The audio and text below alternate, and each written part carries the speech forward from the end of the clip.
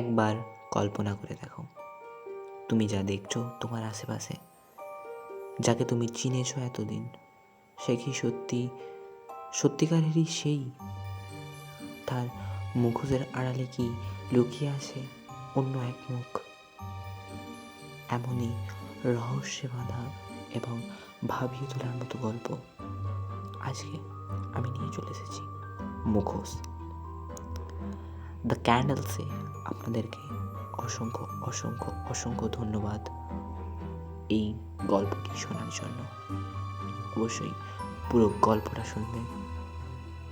গল্পের শেষে এক হাড় হিম করা টুইস্ট। তো চলো শুরু করি আজকের গল্প, মুখোশ। The candles.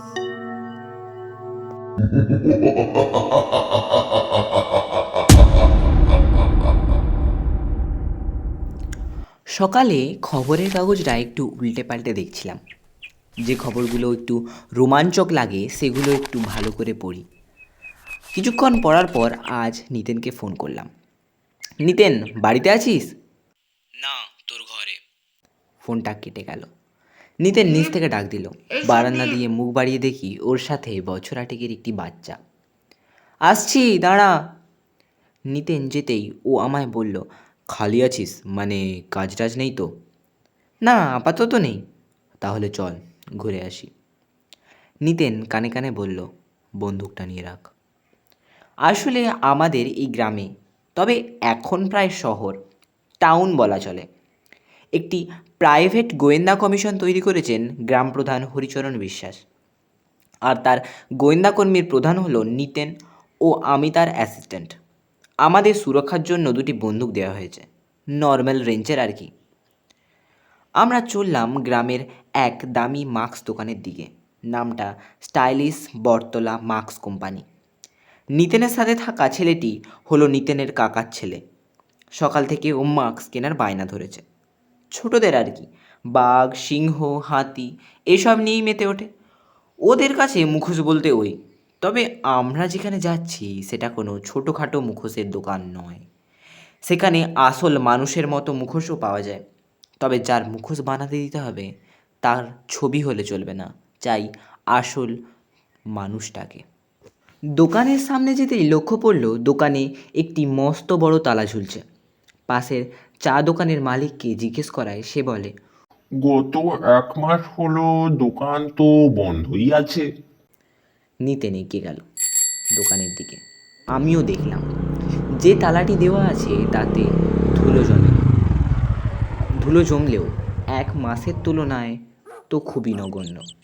হতে পারে চা মালিক মিথ্যে কথা বলছে।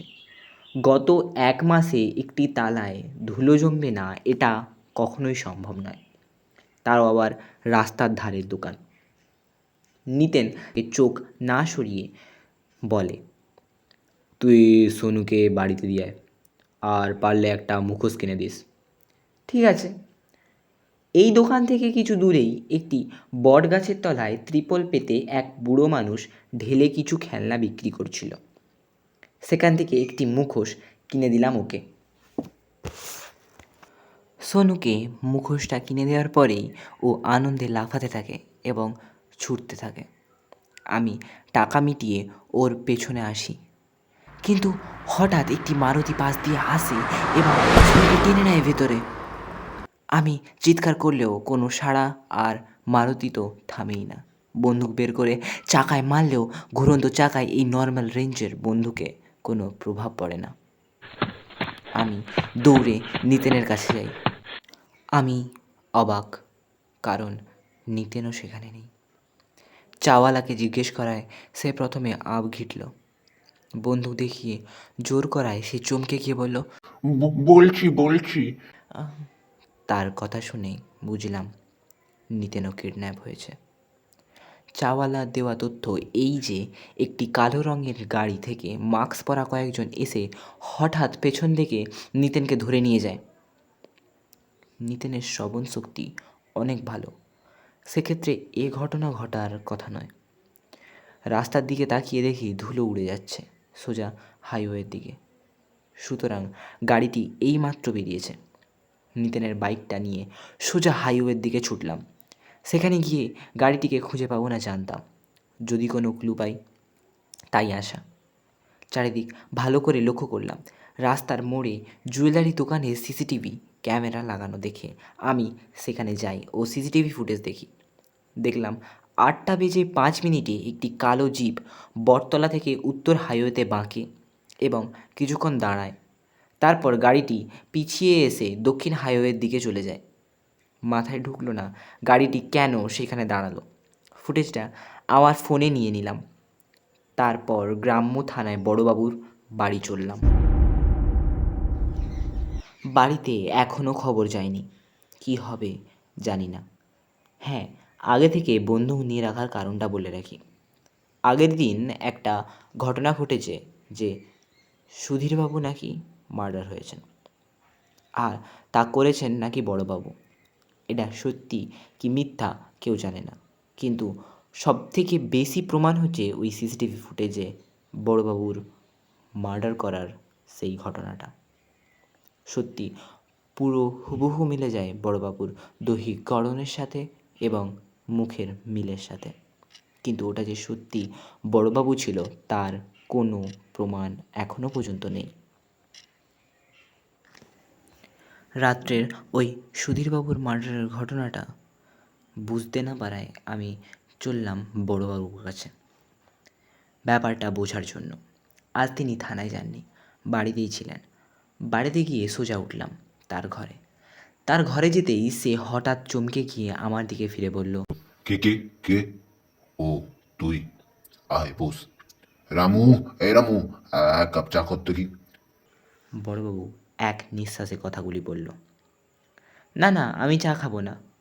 আমি চেয়ারে বসেই লক্ষ্য করলাম বড়বাবু কেমন যেন একটা করছেন, কোনো দোষী মানুষের মতো। আপনার সাথে আজকের খবরটা নিয়ে বলতে চাই। আপনি কি সত্যি কাল রাত্রে? আহ, আহ, কোন খবরটা? ও, ওইটা। হ্যাঁ, আমি ছিলাম, তবে আমি মার্ডার করিনি, ওটা ফেক, পুরো ফেক। আমার বুড়ি পিসিকে দেখতে গিয়েছিলাম, বাড়ি ফিরতে একটু দেরি হয়ে গিয়েছিল, তাই আর কি। রামুকে যে কতক্ষণ বলি চাটা দিয়ে যেতে, রাত চাটা দিতেই পারে না। রামু চা দিয়ে গেল। চা খানা, চা খা। আপনি মূল কথা থেকে সরে যাচ্ছেন। কেন কেন, তোর কি আমাকে সন্দেহ হয়? না, মানে বলছিলাম যে বললাম তো আমি কিছু জানি না। ওইসব ফেক জিনিস, ওইসব আমাকে ফাঁসানো হয়েছে। তোর দরকার মিটলে তুই যেতে পারিস। আমি চলে এলাম। তবে বড়বাবুর হাবভাবটা একটু সন্দেহজনক, কারণ কোনো পুলিশ এরকমভাবে কোনো কথা বলে কখনো? যদি সে সৎ হয় তাহলে তো রহস্যটা আরও বেশি গভীর। কিন্তু বড়বাবু সৎ, তা নিঃসন্দেহে বলা যায়। কিন্তু এই ঘটনা একটু আমাকে ভাবিয়ে তুলল। কে জানে তার সাথে কি হয়েছে। মাথায় অসংখ্য প্রশ্ন ডানা মেলে দিয়েছে। কে জানে কি হবে, বাড়িতে গিয়ে কি বলবো, নিতিনের মাকেই বা কী বলবো। এসব ভাবতে ভাবতে বাড়ির দিকে যাচ্ছি। ঘটনাগুলো কেমন যেন গোলমেলে। সিসিটিভি ফুটেজের ঘটনাগুলো কেমন যেন বেশিই গোলমেলে। সেই বড়বাবুর মার্ডারের ঘটনা, সোনু এবং নিতিনের কিডন্যাপ, সব এক একটা প্ল্যান, বড় প্ল্যান। কিরে, কোথায় গিয়েছিলি? তোকেই তো খুঁজে যাচ্ছিলাম। আমি পিছন ফিরতেই দেখলাম নিতিন দাঁড়িয়ে। তার আপাদমস্তক দেখলাম। কিরে, উত্তর দে। আমি চুপ করে রইলাম। নিতিনের চোখে চোখ রাখতেই শরীরটা যেন কেঁপে উঠল। চল বাড়ি যাই, ওর সাথে সোনুকেও।